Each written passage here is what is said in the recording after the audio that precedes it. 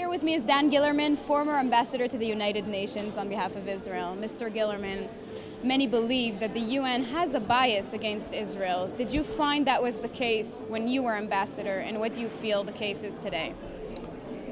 You know, at the end of the day, the UN is a building on First Avenue, and it's only as good as its member states. And its member states are the world we live in. And the anti-Israeli states, Muslim states, Arab states, some who do not even recognize Israel, some who are hostile to Israel, have unfortunately an automatic immoral majority at the UN. So it's not so much the UN as an organization, but it's the makeup of the UN which creates very often the feeling that the UN is anti-Israeli, and I think that today we feel this even more than before. Where do you believe we stand on our relations, the Israel-US relations? I think the US-Israel relations are very, very solid. They're very, very close when it comes to security, defense, intelligence. And I think that also on a personal level, following the very successful visit of President Obama to Israel, to which President Peres, whose birthday we are celebrating today, contributed an immense amount because he has a very special relationship with President Obama. I believe that the relations today are far better than they were. I think there is much more understanding, much more cooperation, and I think that we are coordinating most crucial things together in the best possible way. Looking forward, what do you believe Israel must focus on if you have to pick one thing?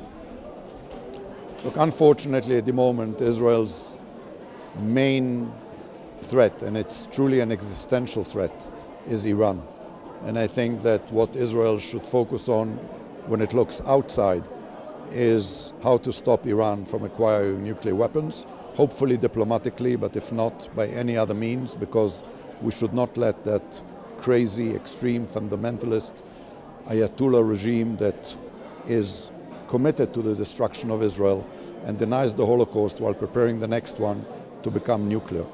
At the same time, Israel should look very carefully at its neighborhood, which, as you know, is very volatile and very, very unstable.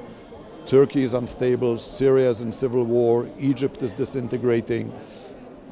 We look around us and we see a very nasty picture, so Israel should be very careful, but at the same time continue to strive for peace with the Palestinians, agree on a two-state solution, and try to at least come to terms with our neighbors to make our relationship a safer and a more prosperous one, and hopefully make the whole neighborhood a better one.